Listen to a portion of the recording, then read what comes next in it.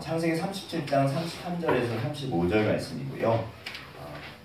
앞에를 보셔도 되고 찾으셔도 되고, 근데 찾으시면 좋을 것 같아요. 오늘은 성경을 좀 같이 보면서 이렇게 봤으면 좋겠거든요. 제가 앞에다가 이렇게 준비를 안 했고요. 오늘은 성경을 좀 같이 보셨으면 좋겠습니다. 창세기 35장, 37장, 37장 이제 왔다 갔다 조금 보실 거거든요. 저랑 같이 교도하시겠습니다. 아버지가 그것을 알아보고 이르되 내 아들의 옷이라 악한 짐승이 그를 잡아먹었도다. 요셉이 분명히 찢겼도다 하고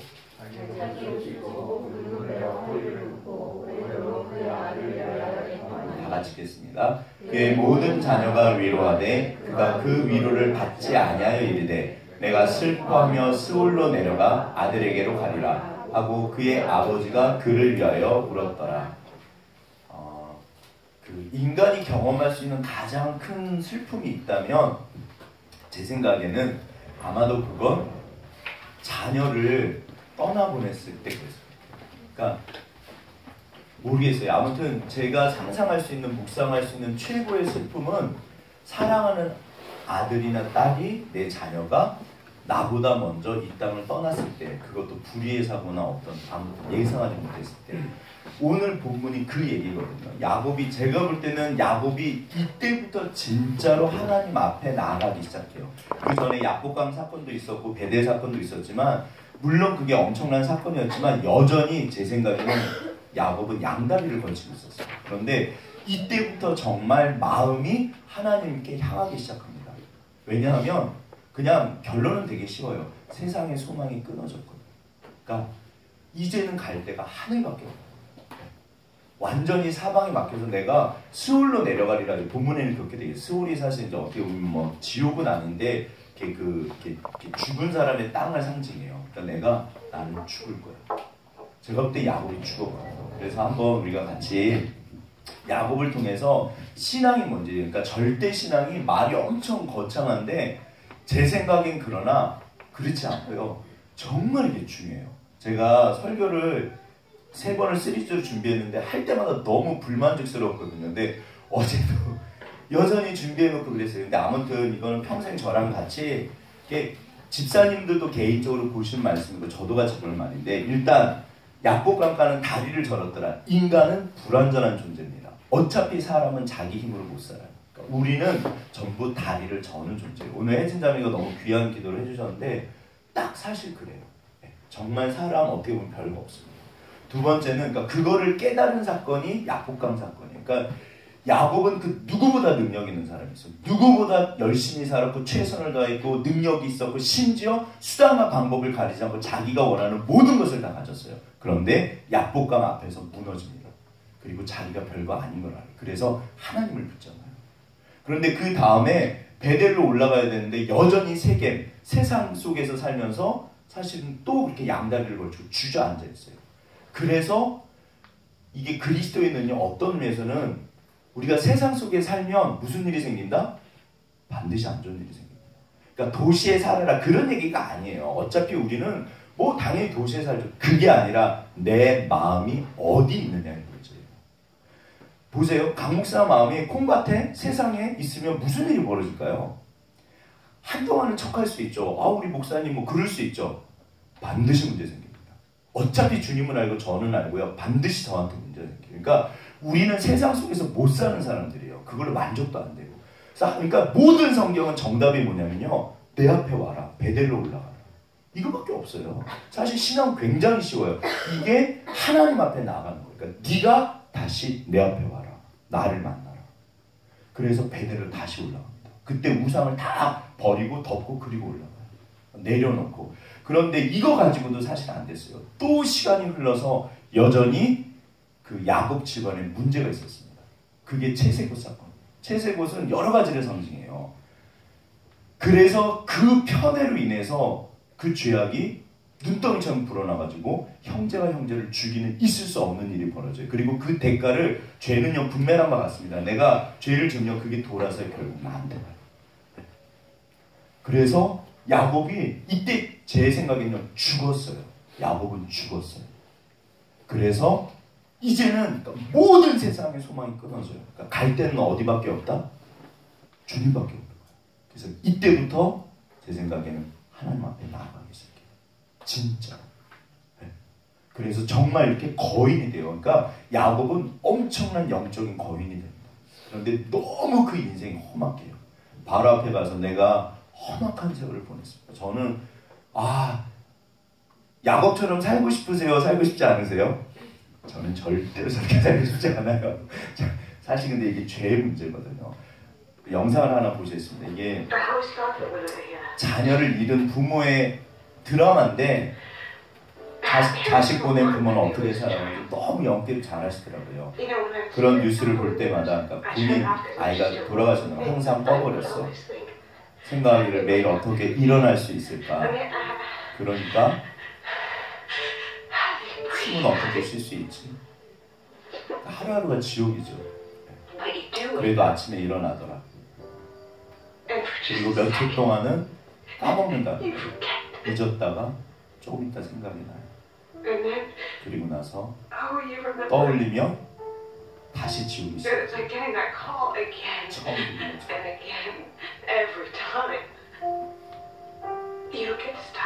안 일어날 수가 없지.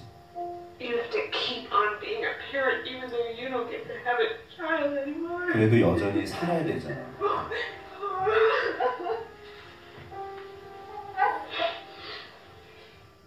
2009년 연희계 이게 이제 실제로 이광기 씨가 그 6살인가 7살 되는 그 아이가 이제 죽었거든요. 그러니까 이게 연기 제가 사실 또 어제 준비하면서 저 좀 많이 울었는데 이건 정말 한번 보시죠. 이광기 씨랑 신종플루 바람은 정말 이광기에게서 아들을 앗아갔습니다.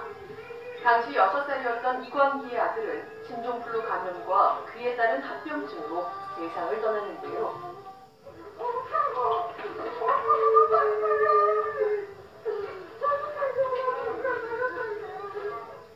아들의 유고를 품에 안고 끝없이 오열하는 이광기의 모습은 보는 이들마저 안타깝게 했습니다.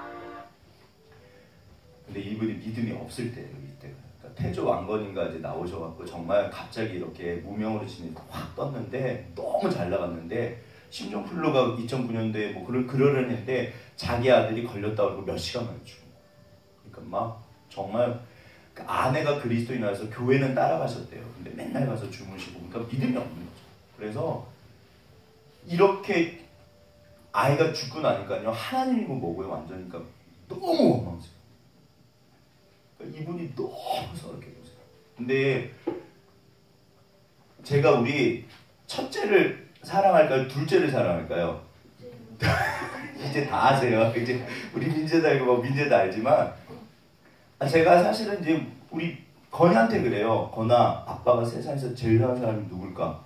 제가 세뇌를 시켜요. 그럼 건이가 누구라고 할까요? 나 그래요. 제가 우리 은재보다 사랑하고요. 민재보다 사랑하고요. 우리 어머니보다 사랑하고요.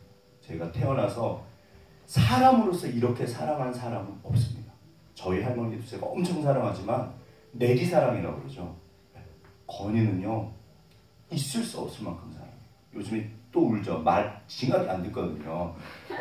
저런 자식 저거 막 이렇게 욕 나오다가도 만약에 건이가 없으면 제가 어떻게 살까요? 사실은 여기가 이제 그 차가 왔다 갔다 하잖아요. 그러니까 제가 주책 맞지만 그러니까 보세요. 이게 성경이 왜 시간이 지날수록 깊이 보게 되냐면 그 이야기가 내 이야기로 다가올 때문에. 그러니까 정말 차가 왔다는데 제가 확 나가거든요. 근데 저거 팍 쳤다고 생각해보세요. 저 어떻게 할까요? 저는 아마 못할걸요. 폐인이 될걸요. 그러니까 사실은 상상을 하기가 싫어요. 너무 마음이 아파서. 지금 우리 집사님들 계시지만 우리 혜진이 우리 두 분 집사님 왜 오셨을까요? 혜진 때문에 오신 거예요. 자녀는요. 감히 이렇게 뭐하고도 바꿀 수 없어요.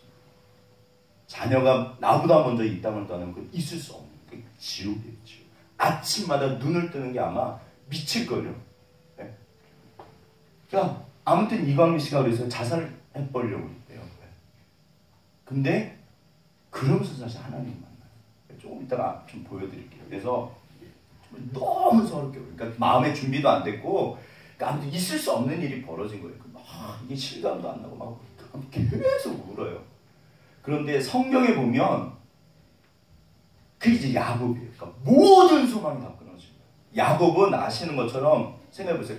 자기가 원하는 모든 것을 다 가졌던 사람이에요. 정말 원하는 모든 것을 사기를 쳐서라도 속여서라도 다 가졌어요. 그런데 이분이 세상적으로 어떻게 보면 올라갈 수 없을 만큼 올라갔는데 지옥을 경험한 거예요. 그 마지막이 자기 아들 요셉이 죽은 겁니다. 그러니까 한번 상상해 보세요. 이 채색옷을 끌어안고 얼마나 울었을까요? 오늘 본문에 보면 나를 위로하지 마. 나는 죽을 거야. 그리고 계속 울어요. 나는 죽을 거야. 매 근데 이제 여기에 속사정이 있습니다. 도대체 무슨 일이 벌어졌을까? 한번 좀 보시죠. 잘 아시는 것처럼 채색옷이에요. 그런데 이 채색 그러니까 이거 이런 옷 입으라고 그러면 입으시겠어요? 저도 안 입잖아요. 이런 옷을. 그치? 그러니까 뭐 시대는 다르지만 이게 이제 연극인 것 같아요. 요즘 연극인데 저까지 옷이 뭐냐? 채색 옷이 그게 아니라 채색 옷은요. 그러니까 성경에 보면 네가 우리 왕이 되겠냐 그러거든요. 저게 장자권을 상징합니다. 그러니까 야곱이요. 장자는 그 장자 원래는 르우벤인데 르우벤이 자기 아내랑 잠자리를 하거든요. 그러니까 아웃이 돼요. 그러니까 야곱이 정말 험악한 세월을 보내요. 근데 기본적으로 장자는 유산을 2배를 받습니다. 그리고 어떤 큰 일을 결정권을 가져요. 그러니까 그 상징이에요. 그러니까 요셉에게는 사랑의 상징이에요. 제가 예전에 한 달 전인가 라디오를 이렇게 차를 타면서 라디오를 들었는데 어떤 아주머니가 이사를 할 때마다 조그마한 그 털장갑인데 그걸 버리지를 못한다는 거예요. 왜냐하면 자기 연세 드신 어머니가 손자를 위해서 그거를 풀어가지고 짜가지고 쓰지도 못하는데 항상 그거를 보관을 한대요. 근데 볼 때마다 마음이 어떻다? 짠한 거죠. 그 눈도 안 보이시는 노모가 자기 손자를 위해서 이렇게 짜신 거예요. 이 채색 옷은요, 요셉에게는 사랑의 상징입니다. 그런데 보세요. 나머지 형제들은요. 저거는 편의 상징이에요. 그 옷만 보면 열이 받는 거예요. 왜요? 편애를 하니까. 성경에 보면요. 뭐라고 되어 있냐면 자, 한번 좀 보시죠. 우리가 오늘은 본문을 좀 보겠습니다. 37장을 한번 펴보시죠. 자, 구약성경 창세기 30장 펴보시면 그 유명한 이제 그 채색옷 사건인데 보세요. 37장 3절에서 3절 4절을 한번 다 같이 읽겠습니다. 3절 4절 다 같이 읽겠습니다. 구약 56페이지입니다. 읽겠습니다. 시작. 요셉은 노년에 얻은 아들이므로 이스라엘이 여러 아들들보다 그를 더 사랑하므로 그를 위하여 채색옷을 지었더니 그의 형들이 아버지가 형들보다 그를 더 사랑함을 보고 그를 미워하여 그에게 편안하게 말할 수 없었더라. 노년에 얻은 아들은요, 사실은 요셉만이 아니잖아요. 다른 아들도 노년에 얻었어요. 그러니까 이거는 아니에요. 노년에 라헬이 낳은 아들이기 때문에 사랑한 거예요. 자기가 정말 살아있던 여인. 더군다나 여기 보면 형제들이 이걸 보고라고 돼 있죠. 거기 동사가 보고인데 그게 라 동사예요. 뭐냐면 이게요, 그 뭐죠? 그 아브라함이랑 그 롯이 땅 이렇게 갈라질 때 그 롯이 이렇게 그 땅을 자세하게 살펴본 게 그게 라 동사예요. 잘 관찰하고 본 거예요. 형제들이요, 뭐를 봤을까요? 아버지가 자기와 자기들과 요셉을 어떻게 편애하는지를 계속 본 거예요. 그래서 마음이 너무 상한 거예요. 그러니까 저 채색 옷이요, 괜찮아요. 제가 그랬잖아요. 어차피 사람은 이게요, 예를 들어서 민재랑 건이랑 뭐 그러면 아무래도 사랑은 다를 수밖에 없어요. 그런데 그게 죄가 안 되려면요, 방법은 각 사람마다 사랑의 그릇이 있습니다. 그거 채워주면 돼요. 그러면 불만 불평하지 않아요. 내가 충분히 사랑해주면 돼요. 근데 이게 이제 사람의 행복이라는 게 그렇대요. 예를 들어서 저 사람이 행복하면 왜 사촌이 땅을 사면 배가 아프냐면 행복이 100이 있는데 저 사람이 80을 가져가 버린 거예요. 그러니까 나한테는 20밖에 안 남은 거예요. 그래서 사람을 싫어합니다. 그게 묘한 심리래요. 사실 행복은 100이 아니잖아요. 얼마든지 너도 100 나도 100 그러면 되는데 아무튼 사람은 그렇게 여긴대요. 같은 부모 밑에서 요즘에 학자들이 연구를 하면 같은 부모 밑에서 형제들은 경쟁 상대일까요? 도와주는 상대일까요? 경쟁 상대. 그래서 심지어 어떤 애는 자기 동생이 태어났는데요, 자고 있는데 이게 베개로 얼굴을 덮는 애도 있어요. 밉다. 그래서 애기짓을 한대요. 그러니까 이게 아이들은 본능적으로 그걸 느끼는 거예요. 근데 이건 보세요. 어쩔 수 없어요. 어차피 모든 사람은 제가 알기로는 다 그래요. 다 그래요. 이건 어쩔 수 없어요. 그러니까 각 사람마다 사랑의 그릇이 있기 때문에 그거를 채워주는 게 중요한 거지 똑같이 사랑한다? 그건 아닌 것 같아요. 네? 아무튼 예수님도 사실 어떻게 보면 편애하신 거잖아요. 그쵸? 세 제자만 데리고 다니셨어요. 근데 나머지 제자들이 절대 불평하지 않았거든요. 충분히 사랑해 주셨어요. 그런데 여기서 보면 편안하게 말할 수 없다. 제가 여기 넘어가 버렸는데 요 밑에 있는 유승민 씨가 이렇게 성가하면서 이렇게 얼굴을 보세요. 인사하는 건 중요할까요? 중요하지 않을까요? 여기 보면은 평안하게 말하지 않았더라 그렇게 되는데 원어에 보면 이게 샬롬이라고 돼 있어요. 그러니까 샬롬이 뭐냐면 이스라엘 사람들은 샬롬에서 인사를 해요. 굿모닝. 그러니까 인사하지 않았더라. 그러니까 딱 멀리서 보면 재수없어. 이렇게 봐. 그러니까 아예 상대를 안 합니다. 완전히 왕따예요. 아예 말을 섞지 않은 거예요. 그러니까 미운 털이 막혀가지고 채색옷만 보면 열이 받는 거예요. 그러니까 나머지 형제들이 이게 상처가 너무 심해요. 그런데 이 주책 맞은 요셉이 다들 요셉 좋아. 제 친구도 이름이 요셉이 있어요. 아닙니다. 요셉은 정말 철부지예요. 주책이에요. 주책. 그 요셉이 형들이 그렇게 미워하는데 그거를 모르고 어느 날 그 유명한 꿈사건 거기 보면요. 형님들 이리 와보세요. 그래요. 들어보세요. 영어로 보면 listen 그래서 명령형으로 돼 있는데 이게요. 간절히 원하는 거예요. 와서 들어보라고. 내가 꿈을 꿨는데 형들 볕단이 나한테 쫙 절을 하더라고. 형들이 그 얘기를 들으니까 열이 받아요 안 받아요? 더군다나 미운 털이 박혀있는데 이게요. 그러니까 이쁜 애가 그래도 사실은 그게 기분 좋은 말은 아니거든요. 너무 열받아요. 근데 여기 성경에 보면 제가 관찰 해석 적용 요즘 하잖아요. 여기 보시면 한번 5절을 한번 다 같이 읽어보겠습니다. 5절 읽겠습니다. 시작. 요셉이 꿈을 꾸고 자기 형들에게 말하매 그들이 그를 더욱 미워하였더라. 그 다음에 8절 한번 읽어보시죠. 읽겠습니다. 시작. 그의 형들이 그에게 이르되 내가 참으로 우리의 왕이 되겠느냐? 참으로 우리를 다스리게 되겠느냐? 하고 그의 꿈과 그의 말로 말미암아 그를 더욱 미워하더라. 미움이 깊어지고 있어요. 그 다음에 11절을 한번 다 같이 읽어보시죠. 읽겠습니다. 시작. 그의 형들은 시기하되 그의 아버지는 그 말을 간직해 두었더라. 결국에는요. 이게요. 미움이 끝에까지 갑니다. 생각해 보세요. 아무리 사람이 미워도 자기 형제를 팔고 막 이렇게 막 형님 그런데 그렇게 상인들한테 팔아버릴 수 있는 사람은 많지 않아요. 제 생각에는 거의 그거는 그럴 수 없어요. 아무리 미워도 거기까지는 안 가요. 왜? 그러면 형들이 팔았을까요? 뒤집으면 그만큼 미웠던 거예요. 그러니까 멀리서 보니까 저거 봐라. 이게요, 이렇게 양치는 사람들은 들밤만 몽골이나 이런 데 가면 눈이 굉장히 좋다고 그러죠. 그러니까 멀리서 보면, 저 누구야, 저거? 채색옷. 저 자식 오네. 저거 봐라. 야, 우리가 저걸 죽이면 어떻게 될까? 그 꿈이. 그러니까 그게 미움이 그게 다른 거예요. 저거 봐라. 야, 저거 봐라. 막 욕을 했을 수도 있어요. 저 자식 오네, 저거.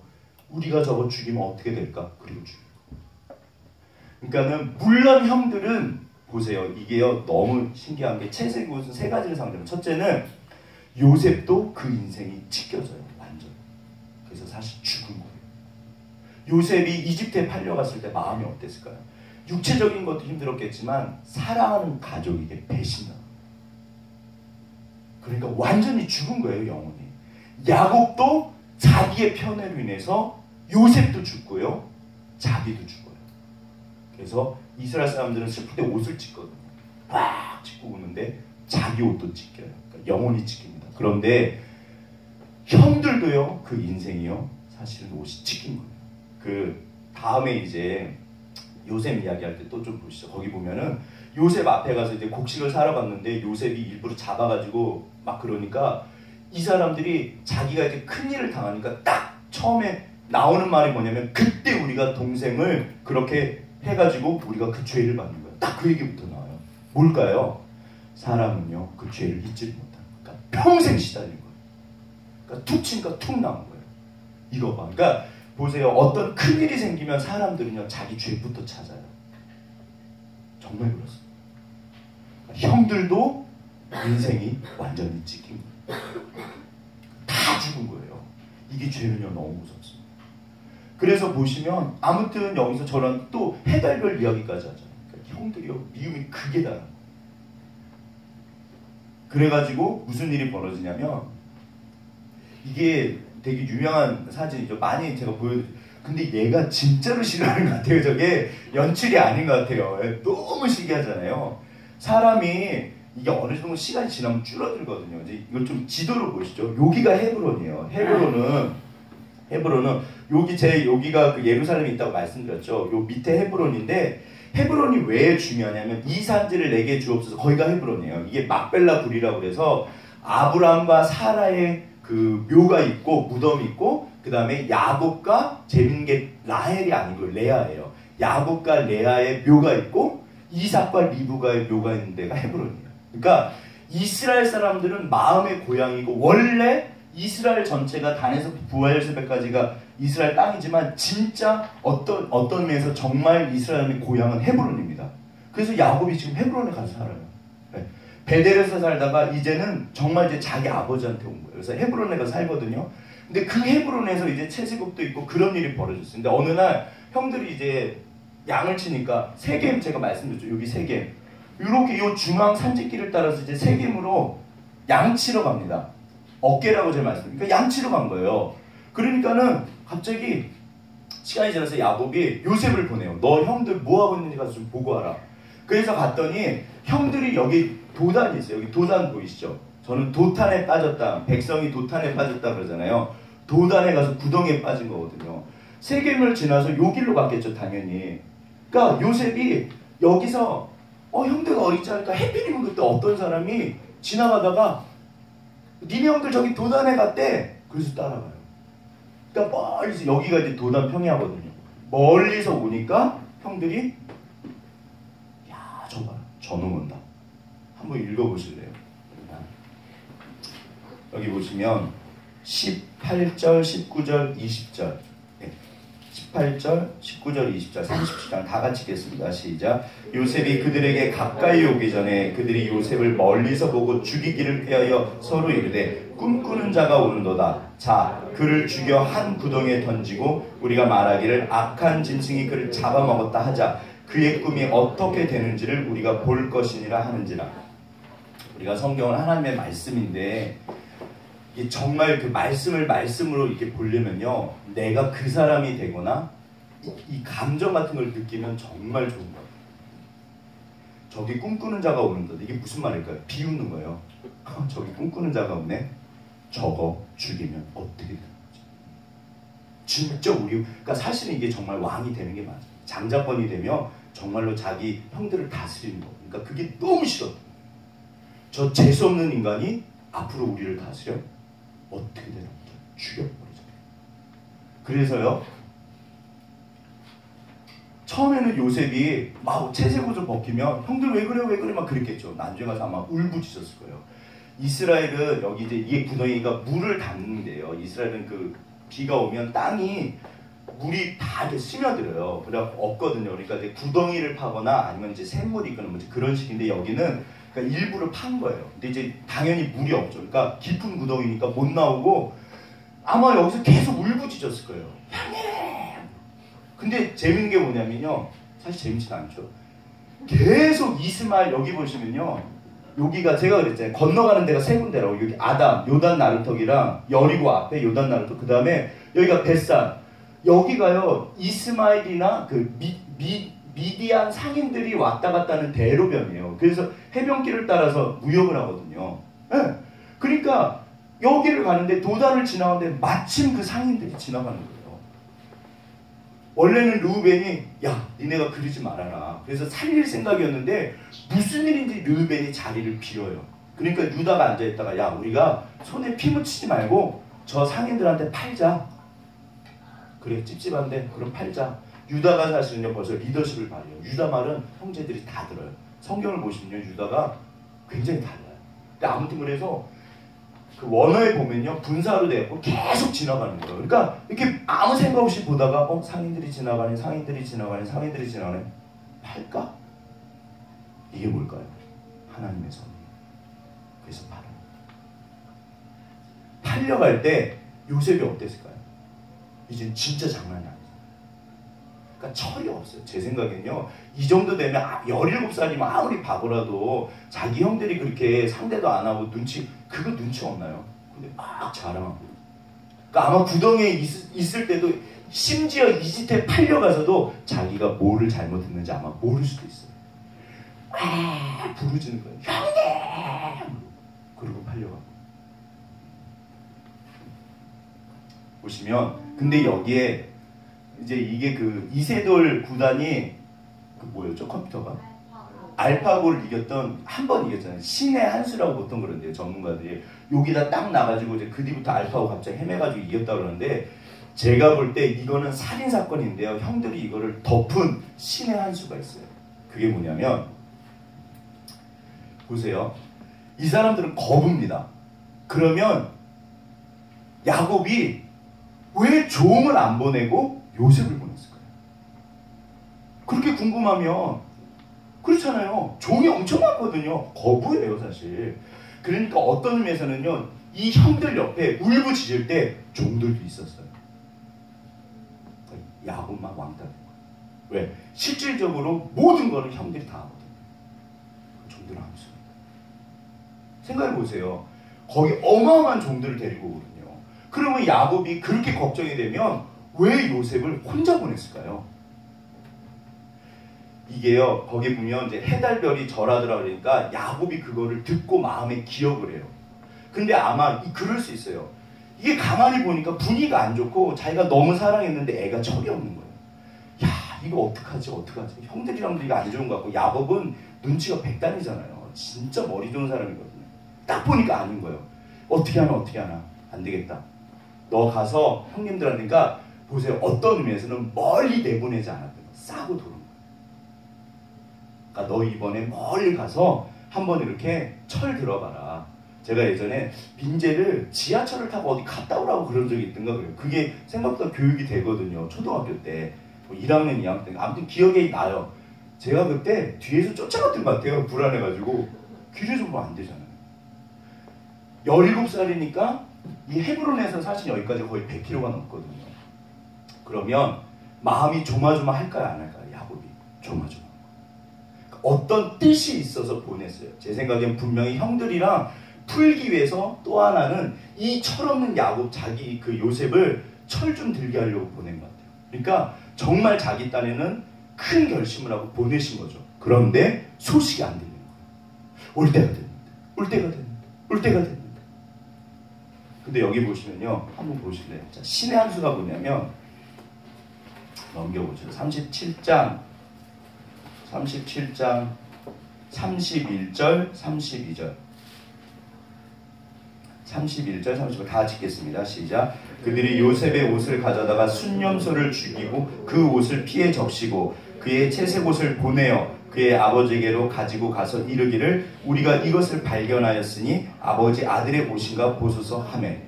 보낼 때는 누구를 통해서 보냈을까요? 종들한테 보낸 거예요. 그리고 지네들은 한참 있다 갔어요.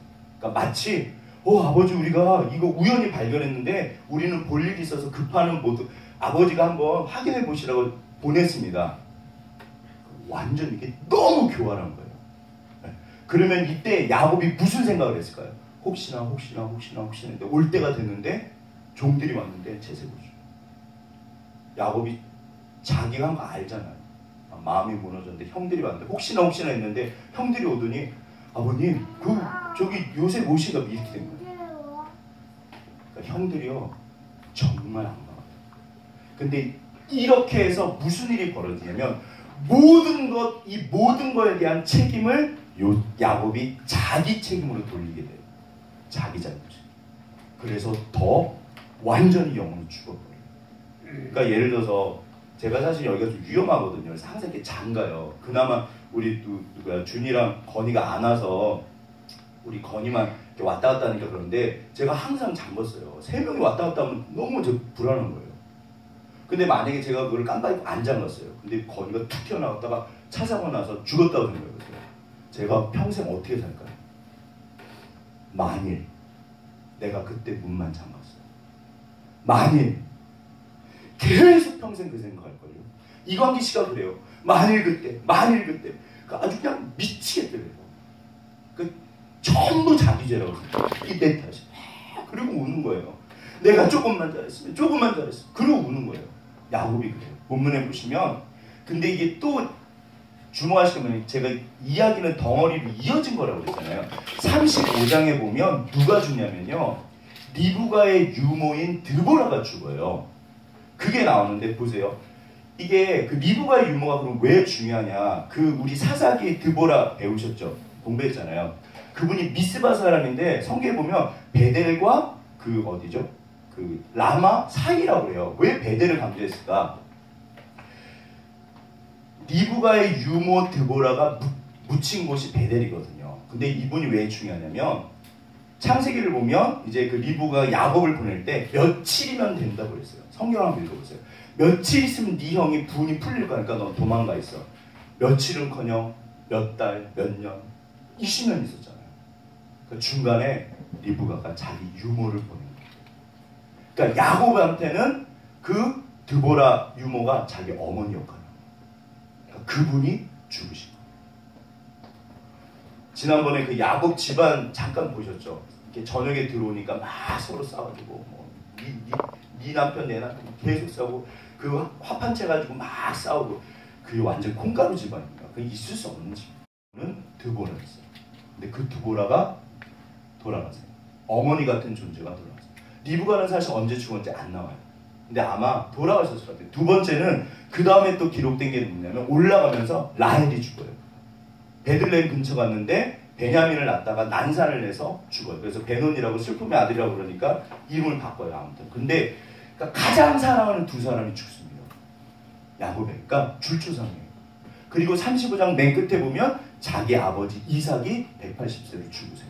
근데 사실 아버지는요. 제 생각에 저도 사실은 제 인생에서 늘 아픔이 어떤 면에서는 아버지예요. 아버지는 제가 그 자녀 교육에 대한 책을 생각보다 좀 이렇게 계속 봤는데 그러니까 저한테 문제가 있어서 고치고 싶어서 본 거거든요. 근데 보세요. 딸이나 아들이나 누가 제일 큰 영향을 미칠까요? 언뜻 생각하면 엄마 같잖아요. 아니래요. 딸도 그렇고 아들도 그렇고 아버지. 그 영향이 훨씬 커요. 되게 희한해요. 아버지가 진짜 중요해요. 딸들도 자기 아버지를 보고 아들들도 자기 아버지를 보고.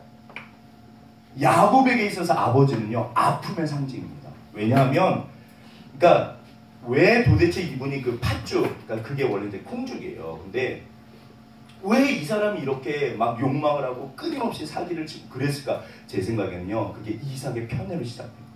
아버지의 사랑이 목말랐던 거예요. 그래서 제가 그랬잖아요. 분명히 리브가는 분명히 에서를 사랑해요. 왜냐하면 뭐라고 성경에 돼 있냐면 어느 날 그러니까 제 묵상입니다. 어느 날 야곱이 텐트 옆에서 막 울고 있는 거예요. 너 왜 우냐? 그러니까 보니까 끊임없이 자기 남편이 에서만 이뻐요. 근데 편애하는 사람은 자기가 편애하는지 안다 모른다? 모릅니다. 사실 그걸 몰라요. 왜냐하면 그게 또 자연스러운 걸 수도 있거든요. 그러니까 이삭은 또 이삭 나름대로 아픔이 있어요. 이분이 성품이 굉장히 조용하고 그래서 어쩌면 호탕한 에서를 그런 거 있잖아요. 그냥 이렇게 마음이 끌리는 사람 그럴 수 있거든요. 문제는 뭐냐면 야곱을 챙겼어야 되는데 그걸 못한 거예요. 아무튼 야곱이 막 그거를 리브가는 굉장히 지혜로운 여자잖아요. 그게 보이니까 그래서 야곱을 사랑해줘요. 근데 뭐라고 그러냐면 이제 자기 그 에서가 어느 날 두고 봐라. 우리 아버지 죽으면 내가 이 자식 죽여버린다. 그러니까 리브가가 도망가라고 그래요. 그러면서 하는 말이 내가 어찌 한날에 너희 둘을 이르리요. 에서가 자기 동생을 죽이면요. 에서도 죽는 거예요. 있을 수 없는 일입니다. 그러니까 둘 다 살리기 위해서 도망보낸 거예요. 아무튼 이게요. 집안이요. 보세요. 이게 우리들 이야기예요. 저희 부모님 정말 좋으세요. 그런데도 저는 상처가 있어요. 야곱은 자기 아버지 때문에 굉장한 상처가 있었어요. 그러니까 애증이에요. 애증. 저는요. 정말 칭찬 많이 받고 컸거든요. 사람도요, 제가 사대독장가 그래요. 그러니까 너무 사랑도 많이 받고, 저희 할머니는 저를 아예 이렇게 등에서 내려놓지 않으셨대요. 저희 어머니는 지금도 사실은 우리 아들 그러세요. 제가 47인데, 지금도. 전 너무 죄송해요. 어떤 의미에서. 그러니까, 저는 정말 사랑을 많이 받았어요. 그리고 칭찬도 되게 많이 받았어요. 그런데 우리 아버지한테 한 번도 들은 적이 없어요. 저는 그게 상처. 늘 목말라요. 돌아가실 때까지 저는 사실 이 땅에서는 저희 아버지한테 인정받는 적이 없어요. 제가 굉장한 아픔이에요. 늘 아파요. 야곱이 그래요. 그 이삭이 돌아가셨어요. 자기 어머니는 벌써 돌아가셨어요. 그러니까 네 사람이 죽은 거예요. 이제 마지막 누구 남았다? 요셉 남은 거예요. 물론 베냐민인데 어리거든요. 그 베냐민이 죽은 거예요. 줄초상입니다. 줄초상. 계속 사랑하는 사람을 떠나보냈어요. 송혜 선생님이 아들이 대학교 2학년 때 오토바이 사고로 죽으셨대요. 그 이야기 좀 보시죠. 선생님께서 방황 많이 하신다는 얘기, 술도 많이 드신다는 얘기도 듣고, 그리고 또 정말 세상을 등지려 하셨다는 얘기도 들었습니다. 오토바이 사고로 그 아이를 잃었는데 이거 대학교 2학년 때예요. 네. 2학년 때인데 그 예전 되겠어요. 그냥 나가 말리는데도 그래서 우리 큰딸아이가 그냥 막 전화하고 숨이 막 막혀. 막 바로 뛰어갔는데 수술실에서 들려오는 소리가 있어요. 못 들어가잖아요, 수술실에. 네. 가서 정말 뭐 어떤 비명소리 만나고 들으니까 거기에서 내 아버지 나 좀 살려주세요 하는 소리가 새 나오는 거야. 야, 이게 제가 뭐 살려줄 수만 있으면 뭐 그거 심장이라도 꺼내주죠.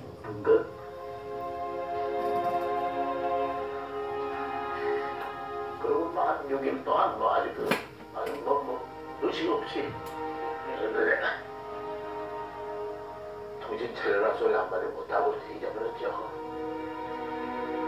아내분을 혹시 원망해 보신 적? 오히려 내가 위로 많이 했어요. 아, 그러세요? 위로 얼마나 많이 했냐면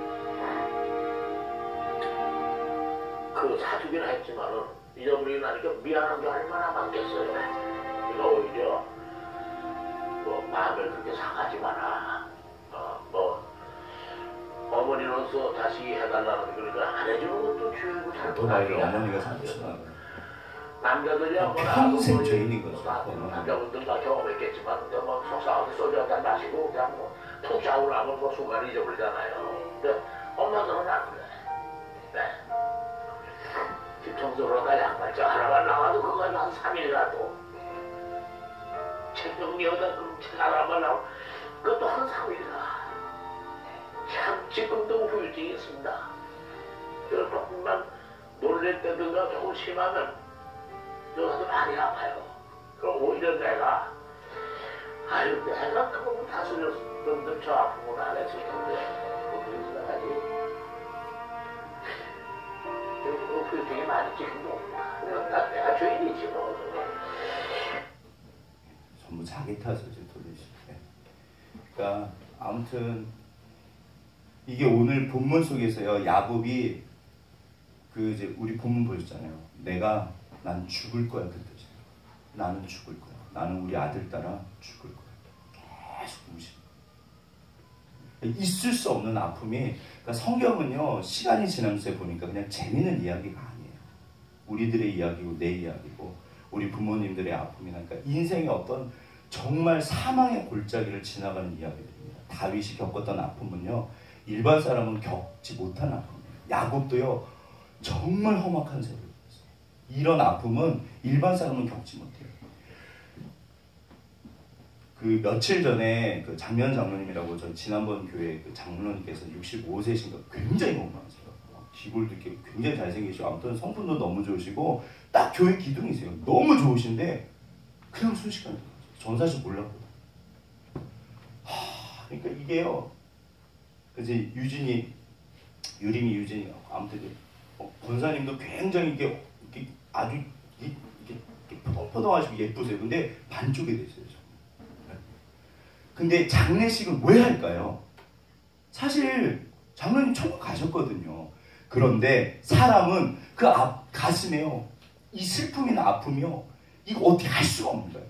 장례식은 남아있는 사람을 위해서 하는 겁니다. 그 슬픔을 씻어주는 과정인 거예요. 서로 울어주고 가슴을 그래서 그거를 떠나보내는 거예요. 어차피 장로님은 천국 가셨어요. 뭐 사실 어떻게 보면 성경적으로 말하면 뭐 이렇게 환송을 해야 되고 축하를 해야 되는데 맞죠. 그러나 사랑하는 사람이 떠났기 때문에 이 아픔은요 어떻게 할 수가 없는 거예요. 그래서 장례식을 하는 거예요. 그래서 눈물은 정말 이게 약이라고 그러더라고요. 만병통치. 그러니까 내 마음에 있는 그 슬픔을 씻어내는 거예요. 그래서 요셉이 그러고 그러니까 야곱이 우니까 처음에는 가족들이 내버려 둘죠. 어차피 그건 지나가야 돼요. 그런데 시간이 지났는데 보통 3일장, 7일장 뭐 기껏해야 뭐 사구제 하잖아요. 시간이 지나는데도 야곱이 계속 우는 거예요. 그대로 두면 어떻게 될까요? 죽어요. 그러니까 딱 그 상황인 거예요. 그러니까 시간이 계속 지나가는데 이제는 우리 아버지가 슬픔을 다스려야 되는데 계속 우는 거예요. 먹지도 않고. 아유 요새 계속 우는 거예요. 그러니까 막 아버지 이제 그만하세요. 돌아가세요. 그러니까 내 믿어 난 죽을 거예요. 계속 우는 거예요. 그 장면. 오늘 본문이 그 장면. 이광희 씨가 이 이제 아들을 하고 온 그 저녁이었대요. 할인을 마치고 저 사모님이 믿음이 좋으셨대요. 그래서 믿으시는데 저건 사실 생각만 해도 생각하기도 싫죠. 저런 일들을. 그래서 이제 옥상에 올라가셨대요. 너무 괴로우니까. 그의 삶을 뒤흔드는 사건이 벌어지는데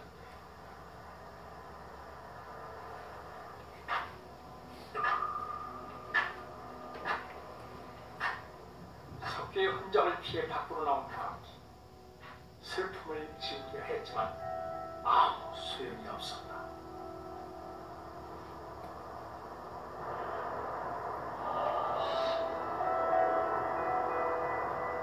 오히려 숨조차 쉴 수 없을 만큼 점점 더 고통스러워졌고 그와 반대로 세상은 아무 일도 없는 듯 너무나 평온해 보였다. 저 때는 믿음이 없으신 상태예요. 자신의 고통을 얼마나 화가 나는지. 처절하게 느껴질 뿐이었다. 진짜 하나님이 있으면 왜 이런 일이 있는데 딱 그건 거예요.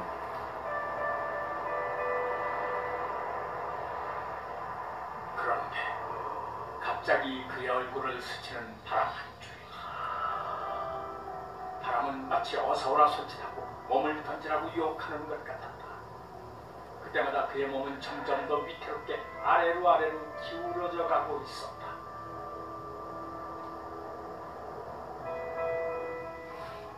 바로 그 순간 알 수 없는 힘이 그를 끌어당긴다.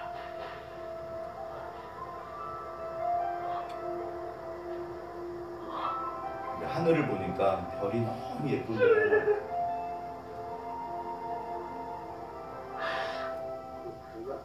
뭔가가 나를 이렇게 끌어올리는 게 있더라고요. 땅을 보던 내 얼굴을 그냥 하늘을 보게 한다. 근데 하늘에 이렇게 별 하나가 막 반짝반짝 너무 빛나는 거야. 근데 그 별이 제 눈에는 좀 이렇게 들어오는 거예요. 그러면서 제 스스로 미안을 찾고 있대요. 저 별이 우리 아인가? 저 예쁜 별이 내 아인가? 이 생각인가? 우연히 눈에 비친 별 하나를 보며 처음으로 하나님을 찾기 시작한 광기. 하나님! 저 하늘의 별처럼 우리 석기가 반짝반짝 빛나고 있죠? 우리 아이 천사겠죠? 그죠? 하나님 곁에서 웃고 있겠죠? 그쵸? 맞죠? 석교를 잃고 살아갈 희망도 꿈꾸던 미래도 모두 사라져버린 그날 그는 처절한 전류 속에서 하나님을 만나게 됐다. 아버지는 내가 얼마나 불렀는지 몰라요. 내게 다 내게 아니라는 것을 깨닫게 해주셔서 고맙습니다. 저는 이 아이도 다 내 거였고 내가 가지고 있는 이 모든 것들 다 내 거인지는 알았는데 다 내 게 아니에요. 하나님이 언제든지 걷어가실 수 있으면 언제든지 걷어가실 수 있고 또 주실 수 있으면 주실 수 있는 분이라고 그걸 그 진리를 깨닫게 해주셨어요. 얼마나 시간이 흐른 후에는 마음속에 평안이 찾아오더라고요. 그 분노가 어느 정도 좀 수그러진 듯한, 그리고 몸이 뜨겁고 화기가 있는데 그 화기가 없어졌어요. 그리고 집으로 들어와서 자고, 그 다음날서부터 변화가 많이 생기게 된 거죠. 그러니까 이전에는 믿음이 없었어요. 그러니까 정말 하나님이 이제 만나주신 거죠. 근데 이후로도 2번인가 아무튼 더 위기가 있었대요. 한 번은 차를 타고 가는데 너무 아들이 생각나서 핸들만큼, 우리 홍집사님 말씀처럼 핸들만큼 그러면 딱 아들한테 가니까 꺾으려고 그랬는데 자기 생각이 아닌 것 같더래요. 그래서 주님 왜 이럴까요? 그래서 그 옆에 있는 CD를 이렇게 무조건 넣어서 틀었는데 너는 내 아들이야. 이분이 저희 교회도 그 중학교도 오셔서 간증하셨는데 꼭 그 노래 하시거든요. 그러니까 그게 하나님이 이제 붙잡아 주신 거예요. 그래가지고 그때도 위기를 넘겼다는 거예요. 네. 그러니까 어차피 하나님이 만나셨어요. 그리고 실제로 또 셋째를 주셨어요. 그러니까 아무튼 딱 이게 야곱 이야기더라고요. 우리는 살면서 다리를 절었더라. 완전한 사람은 없습니다. 누군가는 나를 붙잡아줘야 돼요. 우리는 혼자서 이렇게 완벽한 사람은 없어요. 그 대단하신 노무현 대통령도 뛰어내리셨잖아요. 그런데 문제는 뭐냐면 어떤 거는 위로가 안 돼요. 제일 좋은 약은 시간입니다. 어차피 시간이 지나면 괜찮아지거든요. 그런데 시간이 지나도 위로가 안 되는 게 있습니다. 어떻게 하면 좋을까요? 답이 없는 거예요. 그게 사람이 미친대요. 그러면 아니면 자살. 그래서 야곱이 이때 죽은 거예요. 죽었습니다. 야곱. 살 수가 없으니까 모든 거를 다 이뤘지만 그게 아무런 의미가 없는 거예요. 이때 그 이광기 씨도 정말 잘 나갔대요. 아무런 의미가 없어요. 내 사랑하는 그 아들이 죽었는데 뭐가 의미가 있어요? 살 수가 없는 거죠. 그래서 이때 그러니까 사방이 막히면 그런 말이 있어요. 온 사방이 다 막히면 어디가 이제 열려있다? 하늘이 열린 거죠. 그러니까 하나님밖에 없는 거예요. 사람이요 별거 없습니다. 네. 이게 정말 별거 없는 게요. 사방이 열려있을 때 하늘 안 쳐다보거든요. 내가 할 수 있다 그러면 하나님을 찾을 일이 없어요.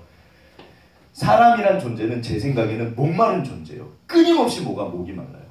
우리는 어차피 이게 되면 저게 부족하고 저게 되면 이게 부족하고 뭐 학교 다닐 때는 성적이 중요하고 또 학교 뭐 대학에 좋은 대학 가야 되고 직장 가야 되고 잘생긴 남편, 능력 있는 남편, 이쁜 여자 아무튼 뭐 늘 그래요. 그런데 평생 목말라요. 어차피 인간은 절대로 채워지지 않아요. 그래서 성경에서 뭐라 그러냐면 그게 육체의 소욕, 성령의 소욕 그러거든요. 그러니까 자아가 죽어야지 하나님을 만난다는 말이 그 뜻이에요. 왜냐하면 내가 당장 이게 계속 이거 하고 있으면 하나님을 찾을 일이 없거든요. 네, 신라호텔 뷔페를 다녀왔어요. 지금까지 갔던 뷔페와는 차원이 다르더라고요. 이건 약과인데 함께 보실까요? 갑자기 뷔페를 만화책에 나올 법한 큰 뼈 고기부터 시작해서 갈비와 바로 구워 썰어주는 소고기 등심 그리고 이 옆에 거는 랍스타예요. 뷔페에 랍스타가 있어서 무한으로 먹을 수 있어요. 옆에는 전복구이까지. 여기는 샐러드류가 있는 코너였어요. 샐러드도 고급진 느낌의 요리들이 많더라고요. 여기는 일식 코너. 뷔페에선 찬 음식부터 먹어야. 그만 보시죠 뭐. 이거 왜 보여드릴까요? 제가 뷔페를 정말 좋아해요. 제가 어렸을 때 초등학교 때인가 아무튼 뷔페가 처음 생겼던 것 같은데 그때 제가 뷔페를 갔다 오고 나서 기도했던 기억이 나요. 하나님 이런 식당은 절대로 망하면 안 됩니다. 이게 어린 마음에 너무 걱정이 되는 거예요. 너무 맛있고 좋은데 아니 이거를 마음대로 먹으면 이 사람들은 어떻게 살지? 근데 이게 없어지면 안 되잖아요. 그래서 정말 제가 기도를 했어요. 하나님 이런 식당은 절대로 망하면 안 됩니다. 아 지금도 안 망하잖아요. 근데 이게요 늘 뷔페를 갔다 오면 뭐가 있냐면요 들어갈 때는 너무 맛있잖아요. 나올 때는 오늘도 더 먹고 싶지 않다. 그게 인생이고 삶인 것 같아요. 돌아보시면 뭘로 인해서 꽉 차갖고 너무 만족해서 지금까지 만족하시나요? 그런 거 있으세요? 그러니까 인생은 뷔페 같아요. 들어갈 때는 뭔가 있고 좋죠. 당연히 좋은 거죠. 그래서 뭐 좋은 학교 가고 좋은 직장 갖고 뭐 좋은 결혼해서 좋은 집에 살고 좋은 차를 타고 뭐 명예를 얻고 권력을 얻고 그러나 별거 없더라. 물론 저는 못 해봤어요. 저는 대통령도 안 해봤어요. 하지만 제가 할 수 있는 수준에서는 다 해봤는데 절대로 그게 저를 만족시키지 못했어요. 늘 돌아서면 오히려 배가 부르면요, 그 여자들 참 희한해요. 배부르면 또 기분이 나빠요. 그거 왜 먹어? 아무튼 제 친구들 보면 기분이 안 좋아요. 야, 너 왜 그래? 그러면 배부르대요. 너 뷔페 가서 그럼 배불리 먹는 게 맞지니까. 근데 아무튼 기분 나쁘대요. 그래서 참 희한하네. 와, 이해를 못하겠어요. 근데 저는 사실 배부른 기분은 좋거든요. 근데 뭐 보세요. 분명히 찢겼도다 아들을 위해서 애통하고 내가 죽을 거야. 죽었어요. 이게 야곱이요, 모든 욕망을 다 채웠던 사람이지만 결국에는 채워지지 않았던 사람. 그럼 이제 뭐가 채울까요? 신앙은요, 그러니까 이제 절대 신앙의 비밀, 이제 오늘 마지막 시간인데요. 결론은 죽어야 삽니다. 내 육적인 욕망이 죽어야지 진짜를 찾게 되거든요. 그러니까 이상한 제비나 이상한 우리 예솔이처럼 저렇게 순진하고 이쁜 자매가 이상한 뭐 아주 말도 안 되는 이상한 애 만나갖고 막 그러고 돌아다니면 우리 선생님이 마음이 어떠실까요? 저는 딸이 없으면 정말 죄송해요, 미칠 것 같아요. 말도 안 되잖아요. 걔랑 헤어져야지 진짜 좋은 애를 만나거든요. 빨리 헤어져야죠. 죽어야 돼요. 육체의 소욕을 따라다니면 평생 끌려다닙니다. 그러다 인생 끝이에요. 육체의 소욕을 평생 그렇게, 그러니까 목말라 해서 자기 욕망을 끊임없이 채우는, 그게 삼손이에요. 끊임없이 채워서 내가 너무 행복해. 그런 사람은 제가 본 적이 없어요. 그럼 너무 신기해요. 도박 중독에 빠지고 그 끝이 마약이래요, 사실 대부분. 그런데 뭐 소위 말해서 뭐 아무튼 중독이, 현대인들의 특징이 중독이잖아요. 그거 빠져서 끝에 가가지고 난 너무 행복해. 그런 사람은 제가 본 적이 없어요. 여전히. 회장들이 신고하셔서 그게 다 끝났어요. 이제 마쳤거든요. 그러면 비법. 자, 그러면 우리가 세상 거 다 끊고 교회에서만 살고 그런 얘기가 아니에요. 얼마든지 좋죠. 연애도 하시고 공부도 하시고 뷔페도 가시고 맛있는 것도 드시고 재밌는 데도 가시고 뭐 다 하세요. 하시는데 그게 나를 만족시키는 게 아니고 그게 하나님이 원하시는 궁극적인 목표가 아니라는 걸 알고 진짜는 뭘까요? 그래서 제가 끊임없이 개인 경건을 강조하는 거예요. 결국 나를 채울 수 있는 건 하나님입니다. 결국 하나님이에요. 강 목사는, 죄송해요, 저는 진짜 제가 생각해도 욕망의 사람인 것 같아요. 맛있는 거 좋아하고 자는 거 좋아하고 저는 화장실 가는 것도 좋아해요. 아무튼 막 그런 거 엄청 좋아해요. 그러니까 불법은 아니지만 제가 할 수 있는 모든 거를 저는 나름대로 누리고 살았어요. 네. 제가 막 예전에 대학생 때는 제 여동생이랑 막 만화책을 100권씩 빌려다가 방학 때, 겨울방학 때 막 싸놓고 봤어요. 얼마나 행복하고 재밌는데요. 네. 죽이 맞아서 그 좋잖아요. 근데 그게 나를 만족시킨다, 만족 못 시킨다? 어거스틴이 그런 말을 했습니다. 오직 하나님만이 나를 채우신다. 사람은 늘 목마른 존재예요. 어차피 채워야 돼요. 그렇다고 식사 안 하실래요. 어차피 그런 건 다 필요한데, 그러나 그것만 쫓아다니시면 그건 답이 아닙니다. 뭐가 나를 채울까요? 하나님. 그러니까 이제 겨우 야곱이 이때부터 정말 하나님을 찾기 시작해요. 그럼 이제 여쭤보겠습니다. 그럼 야곱처럼 살다가 그 끝에 가셔가지고 그때 가서 하나님 찾으실래요? 사실 그건 어리석은 거예요. 지금부터 하시면 돼요. 너무 쉬워요. 한 발 한 발 그냥 내가 할 수 있는 것만큼 하시면 돼요. 멈춰 계시지만 않으면 돼요. 네. 얼마나 예뻐요. 요즘에 우리 저기 승현이가 눈썹을 이렇게 붙이고 다니거든요. 지난주부터인가 훨씬 예뻐요. 눈도 예쁘고 크고, 야, 예, 눈썹에 위력입니다. 아무튼 좋잖아요. 그런 거 하세요. 예, 좋죠. 화장도 예쁘게 하면 좋다 안 좋다? 제가 예전에 화장 예쁘게 화장하는 거 되게 싫어했거든요. 생각해보니까 그럴 필요가 없어요. 화장도 예쁘면 좋죠. 근데 아무튼 자, 무슨 말 하시는지 다 아시겠죠? 네. 그래서 이제 마치겠습니다. 네. 기억하실 건 우리는 다리를 저는 존재예요. 완벽한 사람은 아무도 없습니다. 그래서 우리는 하나님이 필요하고 항상 하나님의 대답은 딱 하나예요. 정답은 네가 내 앞에 와라. 나를 만나라. 그러면 인생의 답이 거기 있습니다. 결국에는 내 영혼의 문제거든요. 정말로 나를 채우고 정말로 나를 만족시키는 게 뭘까? 제가 개척하고 나서 어제도 이제 뭐 하루 종일 어떻게 보면 그냥 책상 앞에서 이렇게 하는 거잖아요. 말씀 보고. 이 더럽죠? 되게 더럽잖아요. 네. 저는 성경책 정말 더럽게 보거든요. 이게 더럽죠? 색칠 공부하거든요, 저는. 이거 할 때 행복할까요? 행복하지 않을까요? 행복 안 해요. 정말 행복해요. 왜냐면 대학생 때 예전에 하나님 만났을 때 야, 내가 평생 이러고 살면 진짜 좋겠다 그랬거든요. 지금 그러고 살거든요. 근데 또 이게 목사가 되니까 어떨 땐 지겹기도 해요. 근데 어제도 하나님 뭐가 나를 만족시킬까요? 보세요. 예를 들어서 10,000명 목회를 한다? 그게 나를 만족시킬까요? 절대로 아닙니다. 그거를 만족하게 여기면 그건 아웃이에요. 네. 진짜로 나를 채우는 건 하나님밖에 없어요. 그게 다입니다. 그래서 야곱이 정말 하나님을 저는 제일 좋은 거를 선택했어요. 하나님, 제가 어디를 가겠습니까? 주님만 저를 가득 채우십니다. 세상 한번 확인해 보시죠. 그러니까 이거는 그냥 제 이야기예요. 진짜로 세상이 나를 정말 만족하게 했나? 그럼 그거 뭐 하시겠죠. 근데 끝에 가서 좋다는 얘기는 제가 들어본 적이 없어요. 그래서 성경은 어리석다고 해요. 나쁜 건 아닙니다. 그러나 그걸로만 내 가슴을 채우면 안 돼요. 진짜로 나를 채울 게 뭘까요? 네. 정말로 나를 만족시킬 거. 그래서 죽어야 사는 게 그때 하나님을 만나고. 그래서 사실 이광기 씨는요, 제 생각에는 그 어릴 때부터 행복하게 사실 거예요. 지금은 둘째도 천국에 있거든요. 셋째도 얻으셨고 정말 행복해요. 아마 그렇게 잘 나가지고 세상적으로 빠지셨으면요, 맨날 룸사롱 다니고 카드가 낙이셨대요. 카드하고 좋지 않아요. 그럼 집안 다 깨져버립니다. 결국에 야곱이 사실 그래서 이게 박살이 난 거거든요.